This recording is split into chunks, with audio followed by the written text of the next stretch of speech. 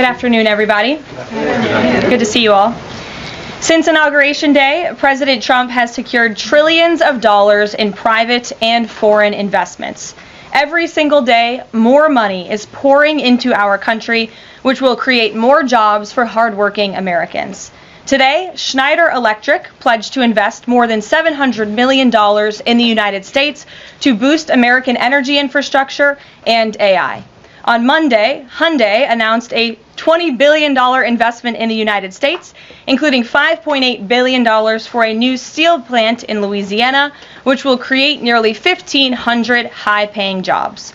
President Trump is truly turning America back into a manufacturing superpower. Yesterday, President Trump marked National Medal of Honor Day by meeting with 21 of our nation's bravest heroes and incredible patriots who have been awarded the highest military honor. Beautiful picture. The president also signed a historic executive order to protect the integrity of American elections by strengthening voter citizenship verification and banning foreign nationals from interfering in U.S. elections. These are the common sense solutions that only Democrats could oppose. But voters deserve elections they can trust, and critical confidence is being restored thanks to President Trump's leadership. Later this afternoon in the East Room, President Trump will mark Women's History Month by honoring the exceptional women around our country, including the highly talented women in his administration and his cabinet. And on an additional scheduling update, the president will hold a press conference in the Oval Office today at 4:00 p.m. to announce tariffs on the auto industry. And I will leave that to him to make that announcement later. Unfortunately, all of this good is happening for our country. This administration is working hard on behalf of the American public every day, but the mainstream media continues to be focused on a sensationalized story from the failing Atlantic magazine that is falling apart by the hour. Here are the facts. The National Security Advisor has taken responsibility for this matter, and the National Security Council immediately said, alongside the White House counsel's office, that they are looking into how a reporter's number was inadvertently added to this messaging thread. We have said all along that no classified material was sent on this messaging thread. There were no locations, no sources, or methods revealed, and there were certainly no war plans discussed. The Atlantic has even admitted this themselves. Their release of these internal messages validates the truth, which we have been saying all along. If this story proves anything, it proves that Democrats and their propagandists in the mainstream media know how to fabricate, orchestrate, and disseminate a misinformation campaign quite well. And there's arguably no one in the media who loves manufacturing and pushing hoaxes more than Jeffrey Goldberg. Goldberg is an anti-Trump hater. He is a registered Democrat. Goldberg's wife is also a registered Democrat and a big Democrat donor who used to work under who? Hillary Clinton. This is the same Jeffrey Goldberg who infamously lied about weapons of mass destruction to get us into the Iraq War, which cost trillions of dollars and thousands of American soldiers. And how else has Goldberg discredited himself? By absurdly claiming that President Trump was Vladimir Putin during the 2016 campaign, by peddling the Russia hoax that tried to hijack President Trump's first term, by inventing the suckers and losers hoax to help Joe Biden in the 2020 election, by peddling a hoax about President Trump involving Gold Star families to help Kamala Harris in the 2024 election, which our campaign at the time vigorously denied. Jeffrey Goldberg didn't care. There's more, but we don't have all day, and we can now add this Signal hoax to this very long list. The real story here is the overwhelming success of President Trump's decisive military action against Houthi terrorists. On March 15th, President Trump ordered a series of military operations against the terrorist Houthis to defend U.S. shipping assets in the Red Sea, restore freedom of navigation for international shipping, and defend the United States from enemy threats. United States forces successfully struck dozens of targets across Houthi-controlled territory. And as a result of these actions, several Houthi leaders were killed, including the Houthi drone chief, his deputy, and several of their drone experts and other key leaders. We also destroyed command and controlled facilities, weapons manufacturing facilities, and advanced weapons storage locations. And it's important to remember why this powerful action took place in the first place. because of Joe Biden's incompetence and pathetic weakness on the world stage for years. The Houthi terrorists grew emboldened. Immediately after taking office in 2021, Joe Biden removed the Iran-backed Houthis from the foreign terrorist organization and specifically designated global terrorist list. Did anybody in this room ask the Biden administration at the time why they made such a stupid mistake? This reckless action undid the designation put in place by President Trump during his first term, and what followed was predictable and devastating. The Houthis targeted U.S. military ships and aircraft, hit commercial ships, including U.S.-flagged vessels, threatened our personnel overseas, and attacked our allies in the region.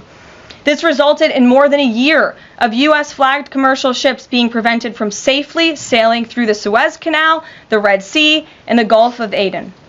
This had a massive negative impact on global trade of the economic security of the United States. Joe Biden was the commander-in-chief, and he sat on his hands while the United States of America was bullied and embarrassed by terrorists. President Trump and his team are putting a stop to these threats and restoring American strength around the world. The Trump peace through strength approach means no terrorist force will stop American commercial and naval vessels from freely sailing the waterways of the world. But unfortunately, this is not what the Democrats and the media want to talk about. They are focused on a coordinated campaign to try and sow chaos in this White House. And this has been the most successful first 2 months of any administration ever, which is exactly why they are doing this. We are not going to bend in the face of this insincere outrage. And here's just one example of how bad faith the Democrats' criticisms are. Democrat Senator Mark Warner is hysterical over the use of Signal, which is an approved decrypted app, and the killing of Houthi terrorists. But Senator Warner himself used Signal to work with a lobbyist for a Russian oligarch to connect with the disgraced Steele dossier author who started the Russia hoax, which Jeffrey Goldberg later reported on. How ironic. We're not going to lose focus of the bottom line, which is that Joe Biden's weakness enabled and emboldened Houthi terrorists, and President Trump's strength and resolve eliminated those terrorists. Here in our new media seat today, we have Lindsay Keith. She is the managing editor for Merit TV and serves as their White House correspondent. Merit TV launched 1 year ago and creates and distributes content across diverse platforms. We're glad to have you with us, Lindsay. Please kick us off. Thank you, Caroline. I appreciate it and this opportunity for Merit TV. 2 questions, if I may. One on Signal, one on the economy. Sure. On Signal, how comfortable is the president with what was shared so far now that the chain has been released? The president's view on all of this remains the same today as it did yesterday. And I think it speaks volumes about the leadership of this president that he went directly to all of you, members of the press corps. He was asked, do you want someone else to go out and do a briefing? And he said, no, I will tackle this story. I will discuss it. The people need to hear from me about the situation. And so his thoughts on this remained the same today. He has placed great trust in his national security team. And as for the usage of Signal, as the president said yesterday, as the CIA director has testified under oath, this is an approved app. It's an encrypted app. The Department of Defense, the Department of State, the CIA has it loaded onto government phones because it is the most secure and efficient way to communicate. As for, again, the original situation in this messaging thread, the National Security Council, the White House counsel's office continues to look in to how this mistake, which the National Security Advisor has owned, occurred, and the president has ensured they are doing that. On the economy, consumer confidence hit a 4-year low this month. Can you help explain to the American people how tariffs will help them in the long run? Yeah, absolutely, and I'm grateful for the question. The American public will hear later this afternoon from the president directly on the topic of tariffs. And as you all know, April 2nd day, President Trump has proudly dubbed it Liberation Day for our country. What he means by that is it will be a day where the United States of America will no longer be ripped off by nations around this world. It will be a day where Americans finally see free and fair trade practices restored. We are no longer going to allow our allies, our competitors, and our adversaries to take advantage of American workers. And if you think about your hometown in the state that you grew up, Main Street looks a lot different today than it did many years ago. And President Trump wants to restore America as a manufacturing superpower around the globe. He wants products to be made right here in the our great country with great, hardworking American hands that will ultimately result in higher wages and more money in the pockets of the American people. And he's also, in addition to tariffs, also determined to pass tax cuts later this year, as he did successfully in his first term, to put even more money back into the pockets of hardworking Americans. Peter. Caroline, if I can ask you very quickly about the information we've seen, just to set the predicate to all this. Has the president been briefed and physically seen he's seen all the details of the chat as printed by the Atlantic? I just spoke to the president about it, yes. Okay. Then let me ask you, if I can, very quickly. In the chat, Pete Hegseth, the defense secretary, details F-18s, Tomahawks, so some of the weapons that were used. He details the timing involved for this, all of which occurred 31 minutes before, as he says, F-18s would launch. The DoD manual details classified information as significant military plans, saying that is secret, that's classified. So what about, there are no methods, there are no sources, but that's not what determines what's classified. So what is it about what Pete Hegseth wrote that makes you say this is not classified? Well, it's not just me saying that, Peter. It's the Secretary of Defense himself who is saying this as well. And he put out a very strong statement earlier today listing all of the things that were not included in that message that he sent to the group. And again, this message, there was no classified information transmitted. There were no war plans discussed. Why did the Atlantic downgrade their allegation about war plans to attack plans? They're now playing word games because they know this was sensationalist spin from a reporter who is well known for doing this. We have said all along no war plans were discussed, no classified material was sent. You have the Secretary of Defense saying that. You have the Director of the CIA, the Director of National Intelligence, the FBI Director, all testifying to that under oath, and they should be trusted with that. To be clear, Americans can make the decision for themselves, but whether it's Sure. you said it's not war plans. Would you characterize these as military plans, military operation plans? I would characterize this messaging thread as a policy discussion, a sensitive policy discussion, surely, amongst high-level cabinet officials and senior staff. And I'm so glad, Peter, that you said the American public can decide for themselves, because I think the American public should decide for themselves based on the outcome of this operation. And what happened in this operation? Terrorists that were allowed to run wild by the Biden administration were killed because of the direction and the determination of this president and his team. And this message also shows, this messaging thread also proved that President Trump has an incredibly dynamic team who is working incredibly hard, flying all over the world to secure world peace and to fix up the foreign policy crises that the previous administration left for this team to inherit. So to be clear, we all in this room and around the country would agree that we're glad no American service members were harmed, and we're glad that the mission was a success. We'll stipulate that. But the president said that Pete Hegseth said none of this was classified. So given the president has seen it now, and given the president understands that significant military plans are deemed classified as secret, how does the president view none of this, which details times and weapons and more, as being not classified? I've already been asked and answered this question. The president's thoughts on this remain the same today as they were yesterday, On what basis, as I'm asking? well as the Secretary of Defense. This question has been asked and answered. There was no classified material discussed. Jackie. On what basis I was asking? Go ahead, Jackie. Thank you, Caroline. So why aren't launch times on a mission strike classified? Again, I would defer you to the Secretary of Defense's statement he put out this morning. There were various reasons he listed, things that were not included in that messaging thread that were not classified. And again, going back to the American public, do you trust the Secretary of Defense, who was nominated for this role, voted by the United States Senate into this role, who has served in combat, honorably served our nation in uniform? Or do you trust Jeffrey Goldberg, who is a registered Democrat and an anti-Trump sensationalist reporter? This president and this national security team are putting our national security and the American people first. We are restoring American strength around the world, and the results of this operation speak for themselves. Putting aside Jeffrey Goldberg, though, just for for American service members who are going to have to carry out these missions in the future, what I guess the message that's coming from the response to all this that we're hearing is that nothing sensitive happened. And I guess the logical conclusion of that is that if these messages had gone out publicly prior to the launch, that wouldn't have been a risk to service members. I don't know that they're comfortable with that. So can you explain, had these messages been published, would the plans have moved forward? Would the launch have still taken off? What I can tell you is that the President, as the Commander-in-Chief of our United States Armed Forces, and Secretary Pete Hegseth, who is an incredible man and a warfighter himself, take the lives of our American service members with the utmost responsibility, and they would never do anything intentionally to put their lives at risk. And again, they are working hard on that every single day, and we are protecting our service members while also restoring peace throughout this globe. It's something the previous administration has not done. And I would just add one more point.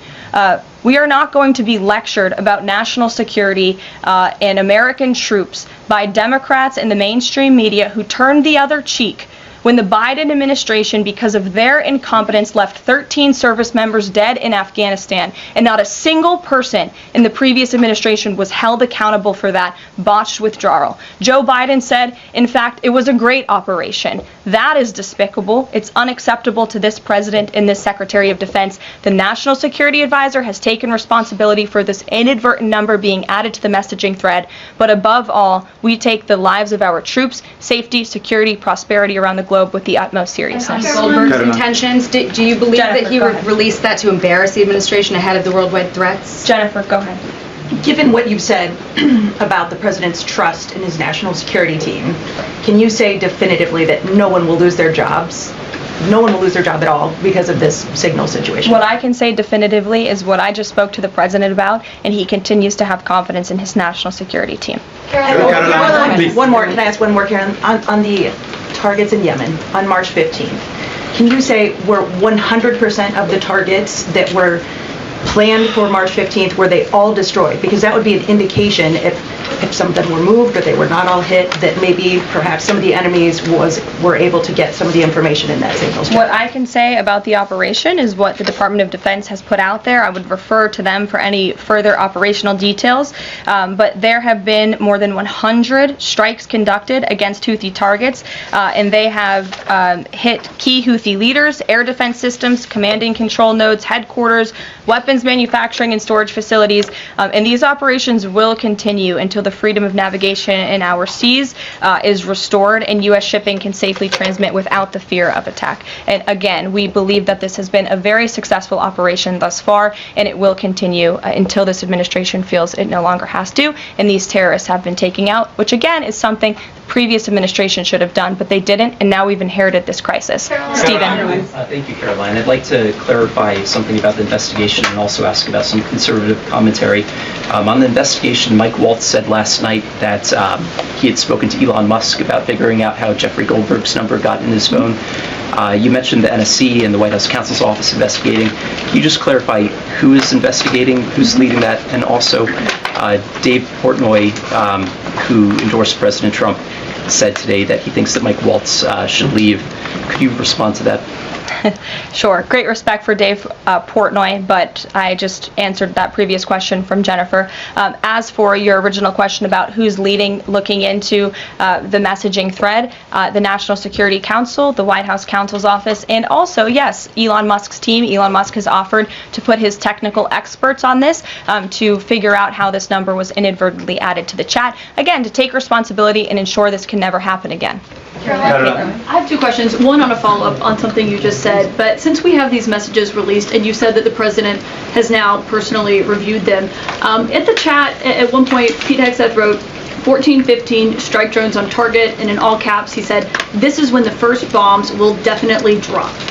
Does the president feel that he was misled by his national security advisors, whoever it was that told him there was no classified information in there, now that he's seen these messages? I've now been asked and answered this question 3 times by the both of you, and I've given you my answer. The president feels the same today as he did yesterday. Okay, Philip. and on my follow-up on what you had just said. Go ahead, Philip. I have a Caitlin, I'm not taking your follow-up. Philip, I have a follow-up on something you just said, though, Caroline. That's Caitlin, regarding I'm not Jeffrey taking Goldberg. your follow-up. Philip, go ahead. I've called Thank you. The vice president seemed to express some frustration that Europe wasn't doing more to police waterways in their backyard, noting in that signal thread that 40% of European trade goes through the Suez Canal.